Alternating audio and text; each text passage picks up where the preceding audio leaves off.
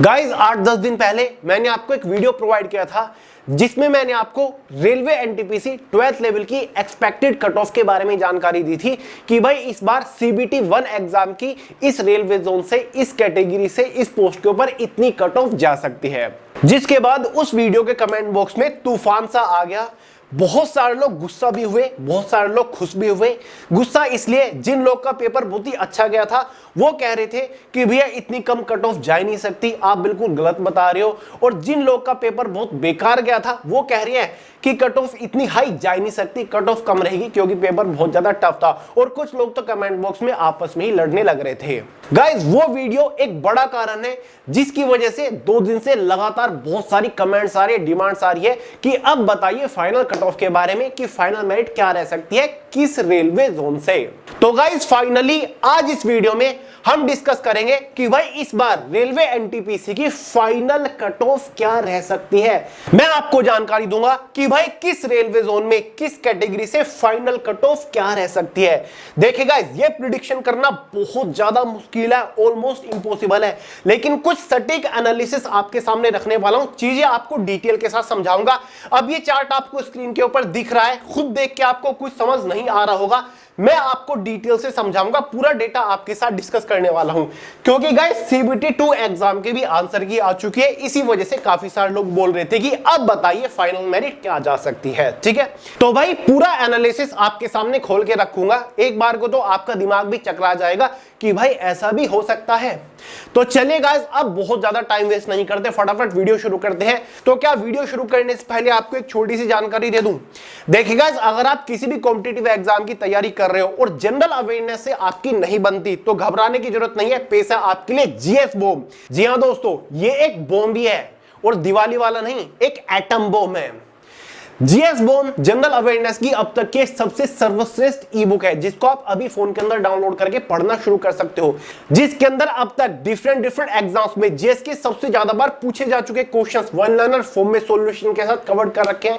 अगर आप इस ई बुक को सिर्फ एक बार पढ़ लेते हो ना, किसी भी एग्जाम में जीएस का एक भी क्वेश्चन मिस नहीं करके आओगे, जीएस के चिथड़े उड़ा के आओगे, ये मेरी गारंटी है। तो भाई जीएस बॉम्ब का लिंक डिस्क्रिप्शन बॉक्स में डाउनलोड करिए और तुरंत पढ़ना शुरू कर दीजिए, हर एक छोटे बड़े कॉम्पिटिटिव एग्जाम के लिए बहुत ज्यादा महत्वपूर्ण है। तो चलिए गाइस अब बात करते हैं अपने एनालिसिस के बारे में। गाइस सभी को पता है रेलवे एनटीपीसी 8113 वाली वैकेंसी का सीबीटी 2 एग्जाम 13 अक्टूबर को हो चुका है और 2 दिन पहले इसकी आंसर की भी जारी हो चुके हैं। सबसे पहली चीज मैं आपको बता दूं, इसमें नॉर्मलाइजेशन नहीं होगा। अगर आपने अपने मार्क्स काउंट कर लिया है कि 120 में से हमारे नंबर कितने बैठ रहे हैं और आप सोच रहे हो कि 5, 10, 12 नंबर का नॉर्मलाइजेशन मिल जाएगा, तो आप गलत सोच रहे हो। इस सीबीटी 2 एग्जाम में कोई भी नॉर्मलाइजेशन नहीं होने वाला है, क्योंकि गाइस ये एग्जाम 13 अक्टूबर को एक ही दिन में खत्म कर लिया गया है और 2 ही शिफ्ट में एग्जाम कंडक्ट कराया गया। 13 अक्टूबर की जो पहली शिफ्ट में थी इसमें टोटल 12 रेलवे जोन के एग्जाम कंडक्ट कराए गए। जो 13 अक्टूबर की दूसरी शिफ्ट थी जो कि 2:30 बजे से शुरू हुई, इसमें बचे हुए 9 रेलवे जोन के एग्जाम कंडक्ट कराए गए और दोनों शिफ्ट का जो एग्जाम था वो डिफरेंट था। तो भाई नॉर्मलाइजेशन का तो मतलब ही नहीं है।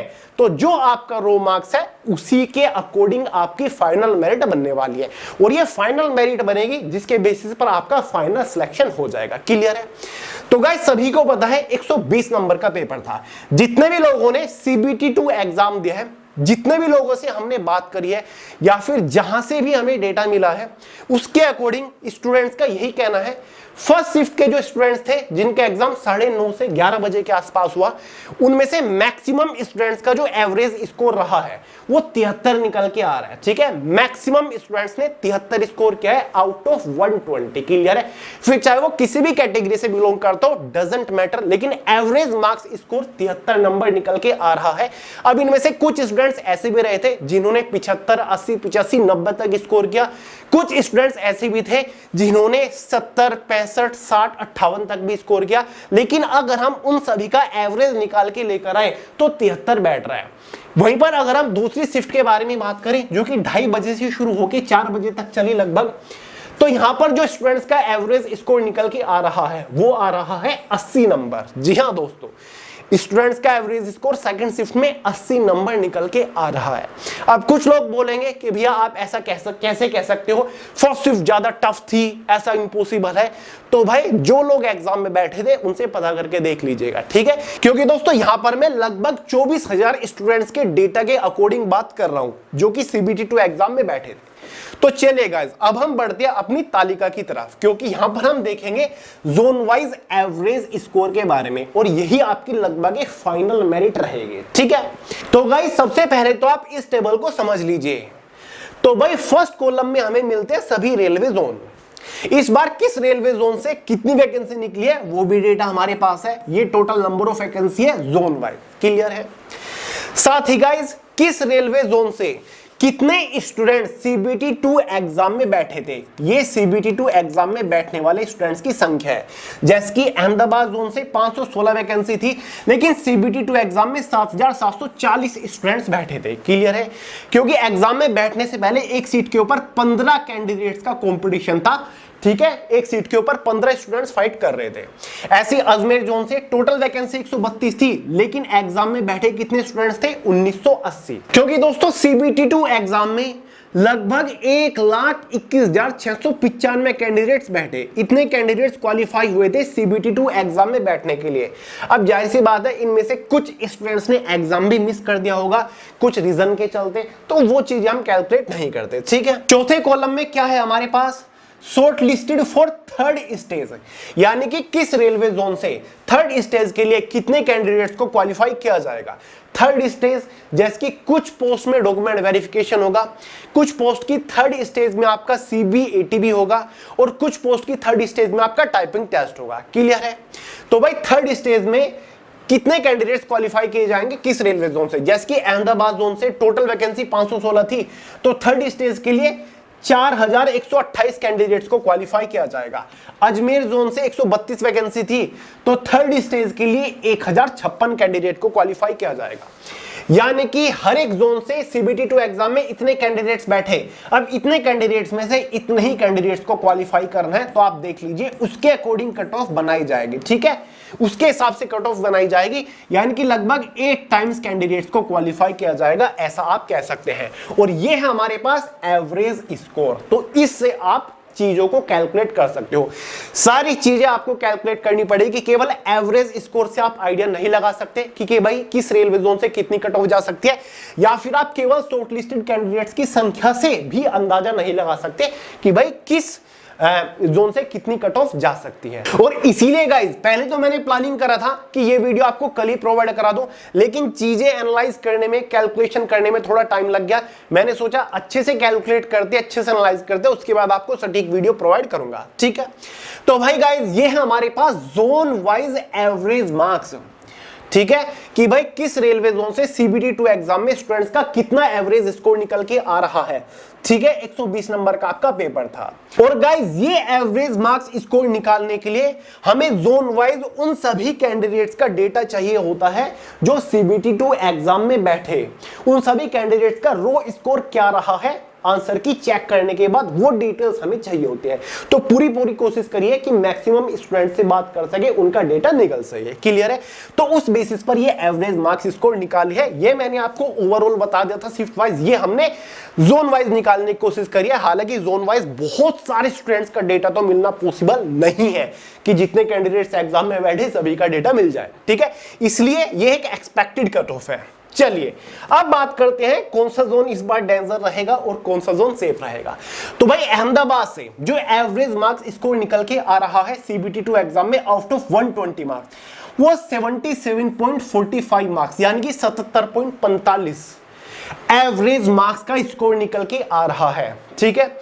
अब इनमें से वो भी स्टूडेंट्स रहे होंगे जिन्होंने गाइस 80 नंबर तक स्कोर किया होगा, जिन्होंने 85, 90, ठीक है, बहुत हाई स्कोर किया होगा। कुछ स्टूडेंट्स ऐसे हैं जो कि 50, 58, 60 तक भी रह गए होंगे, लेकिन एवरेज हमारा इतना निकल के आ रहा है, ठीक है। अब जनरल कैंडिडेट है, OBC, ST, SC, EWS है, प्लस माइनस आपको 4-5 मार्क्स करना पड़ेगा, ठीक है। मान के चलिए जनरल कैटेगरी का अगर हम एवरेज निकालें, मान के चलिए वही आपका 77 या फिर 78 है, ठीक है। ओबीसी वालों का लगभग 1-2 मार्क्स ही आपका ऊपर नीचे रहता है। अगर 78 जनरल वालों की कट ऑफ जाती है तो आपकी ओबीसी में कितना डिफरेंस आएगा, ठीक है, 1 या 2 मार्क्स का डिफरेंस आता है, ठीक है। ईडब्ल्यूएस में कभी कभी सेम रह जाता है, कभी 1 नंबर का डिफरेंस। एससी वालों का जनरल वालों से 8 नंबर का डिफरेंस, 10 नंबर का, एसटी वालों का 15, 16, 18 नंबर का, इस तरीके से वो आप खुद प्लस माइनस कर लीजिएगा। मैं आपको एवरेज मार्क्स बता रहा हूं कि अगर अहमदाबाद जोन से आपने फॉर्म डाला है, सीबीटी 2 एग्जाम में आपका रो स्कोर इतना बन रहा है, तो गाइज आपकी 99.9% चांसेस है कि भाई आपका सिलेक्शन इस बार हो गया। बाकी प्लस माइनस 4-5 ऊपर या फिर 4-5 नीचे लेकर चलिएगा, इसको एग्जैक्ट कट ऑफ मत समझिएगा, ठीक है। मुझे पता है कमेंट में बाढ़ आने वाली है, कुछ लोग कुछ बोलेंगे, कुछ लोग गुस्सा होंगे, कुछ लोग खुश होंगे, कुछ लोग नाराज होंगे, गालियां भी पड़ेंगी, बहुत कुछ होगा, ठीक है। मुझे पता है प्रतिक्रिया डेफिनेटली आएगी, इसलिए मैं बोल रहा हूं कि प्लस माइनस 4 या 5 मार्क्स आपको करके चलना पड़ेगा, ठीक है। जस्ट एक एक्सपेक्टेड कट ऑफ है, ये जो हमारे पास नंबर्स है उनके बेसिस पर मैं आपको बता रहा हूं, ठीक है। फिर चाहे आप किसी भी कैटेगरी से बिलोंग कर रहे हो, अगर इतने मार्क्स है तो भाई आप सेफ है। अगर एसटी एससी वाले हैं उनको तो 100% सेफ है, उनका तो मानिए सिलेक्शन हो ही गया, ठीक है, उन्हें कोई रोक नहीं सकता। बाकी जो ज्यादा खेल है, ज्यादा जो प्रॉब्लम है वो ओबीसी ईडब्ल्यूएस जनरल वालों के होते हैं। अगर इतने नंबर आपके बैठ रहे हैं तो मन के चलिए सिलेक्शन है आपका। अजमेर जोन है वो 76.15 के आसपास आ रहा है एवरेज मार्क्स स्कोर। इलाहाबाद से 78 आ रहा है, बेंगलुरु से 75 नंबर पर आ रहा है, भोपाल से 75 नंबर पर आ रहा है, भुवनेश्वर 70 नंबर पर एक स्विफ्ट जोन की तरह आ रहा है। और भुवनेश्वर शायद एक ही पोस्ट के ऊपर वैकेंसी अच्छी थी, ठीक है, गुड्स ट्रेन मैनेजर, बाकी पोस्ट के ऊपर वैकेंसी अच्छी नहीं थी और इसी कारण की वजह से यहां से कंपटीशन कम रहा था, फॉर्म कम अप्लाई हुए थे, ठीक है। तो ये एक बड़ा कारण हो सकता है। बिलासपुर डेंजर जोन बन के उभरा है, मैंने आपको पहले ही बता दिया था 1 साल पहले, 80 के आसपास एवरेज रो मार्क्स स्कोर निकल के आ रहा है।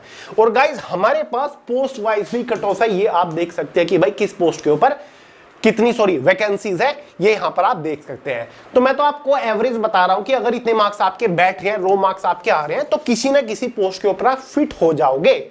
अब जैसे कि कुछ पोस्ट ऐसी होती है जिनकी कट ऑफ हाई जाती है, कुछ की कम जाती है। मान के चलिए गुड्स ट्रेन मैनेजर की पोस्ट है, सबसे कम कट ऑफ रहेगी। सीबीटी 1 एग्जाम में भी सबसे कम कट ऑफ रही थी, सीबीटी 2 एग्जाम में भी फाइनल मेरिट जो रहेगी वो गुड्स ट्रेन मैनेजर की पोस्ट के ऊपर सबसे कम रहेगी। तो उस पोस्ट के ऊपर तो आप फिट बैठ ही जाओगे अगर आपके इतने मार्क्स बैठ रहे हो, ठीक है। Chandigarh zone 79 high cut off रहेगी, चेन्नई 78 के आसपास, गोरखपुर और 75 के आसपास रहेगी, ठीक है। बाकी जो आपका गुवाहाटी है ये डेंजर जोन की तरह रहेगा, आपका 82 के आसपास बैठ रहा है एवरेज रो मार्क्स स्कोर। जम्मू 70 सेफ की तरह जा रहा है, कोलकाता 81 के आसपास आ रहा है, मालदा 72 के आसपास आ रहा है, मुंबई 73 के आसपास आ रहा है, मुजफ्फरपुर 77 मार्क्स के आसपास बैठ रहा है, पटना डेंजर जोन की तरह देखा जा रहा है लगभग 82 मार्क्स के आसपास, रांची 69 मार्क्स के आसपास, सिकंदराबाद 72 नंबर के आसपास, ठीक है। जो ग्रीन हाईलाइटेड है वो आपके काफी सेफ जोन की तरह रहेंगे, इनसे कट ऑफ कम जा रही है देखने में लग रहा है। सिलीगुड़ी 76 और आपका त्रिवेंद्रपुरम 75 के मार्क्स के आसपास बैठ रहा है, ठीक है। ये इतने कैंडिडेट्स क्वालिफाई किए जाएंगे, आप खुद कैलकुलेट कर लीजिएगा कि इन्हें कट ऑफ किस तरीके से बनाई जाएगी, इनके ऊपर कितना प्रेशर रहने वाला है, कितने कैंडिडेट्स ने एग्जाम दिया है और इतने हमें क्वालिफाई करने हैं, शॉर्टलिस्ट करने हैं, ठीक है। तो इस तरीके से कट ऑफ बनाई जाएगी। अब गाइज बहुत सारे स्टूडेंट्स का डेटा नहीं है, अब एग्जाम में तो 1,21,000 के आसपास स्टूडेंट्स बैठे थे और डेटा है वही 20, 22, 25 हजार स्टूडेंट्स का। अगर ज्यादा स्टूडेंट्स का डेटा होता है, उनसे ज्यादा बात हो पाती है आंसर की अपनी, वो भेज देते हैं किसी भी तरीके से, ठीक है, जो गूगल फॉर्म भरा था, तो भाई डेटा में चेंजेस आ सकते हैं डेफिनेटली। इसलिए मैं आपको शुरुआत में ही बोल रहा था कि भाई ये जो मैं आपको एवरेज रो मार्क्स स्कोर बता रहा हूं, इसमें प्लस माइनस 4 या 5 कर लीजिएगा, ठीक है। बाकी एसटी एससी वालों के तो मेरे हिसाब से चांसेस अगर इतने नंबर आपके आ रहे हैं, ठीक है, ये एक एवरेज मार्क्स स्कोर है, ठीक है, और नॉर्मलाइजेशन आपका होगा ही नहीं, ठीक है।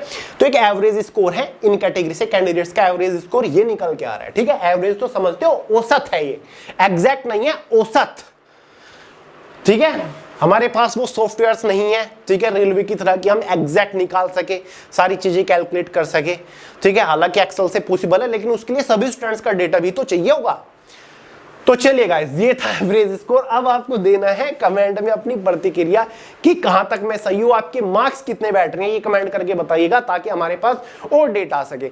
तो गाइस कमेंट करके जरूर बताइएगा आंसर की मैच करने के बाद आपका स्कोर कितना आ रहा है, रो स्कोर कितना आ रहा है, 120 में से कितने नंबर आपके बैठ रहे हैं, और सबसे इंपॉर्टेंट किस कैटेगरी से आप बिलोंग करते हो, और गाइस आप किस रेलवे जोन से फॉर्म भरा था। ठीक है, अपना स्कोर नंबर कितने बैठ रहे 120 में से, किस रेलवे जोन से फॉर्म भरा, किस कैटेगरी से आप बिलोंग करते हो। ठीक है, तो ये 3 चीजें कमेंट करके जरूर बताइएगा, प्लीज हाथ जोड़ के आपसे रिक्वेस्ट है। चलिए गाइस, इस वीडियो में इतना ही रखते हैं। बाकी वीडियो पसंद आई हो, आपको मेरा काम पसंद आता हो, लाइक करिएगा, दोस्तों के साथ शेयर करिएगा, चैनल को सब्सक्राइब करना मत भूलिएगा। मिलते हैं अगली वीडियो में बहुत ही जल्द, तब तक के लिए जय हिंद।